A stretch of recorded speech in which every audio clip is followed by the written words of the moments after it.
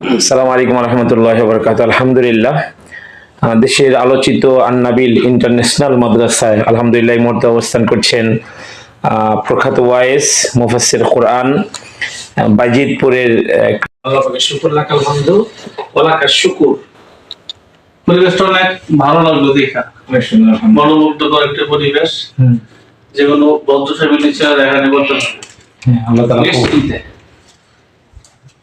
আর আশা করি এখানে যারা পড়তে আসবে তারা ভালো সার্ভিস পায় এবং ভবিষ্যতেও পাবে ইনশাআল্লাহ। আমার ভাইয়ের তো আলহামদুলিল্লাহ সাইফি ভাইয়ের অনেক মেহনত আছে এবং অত্যন্ত রুচিশীল একজন মানুষ।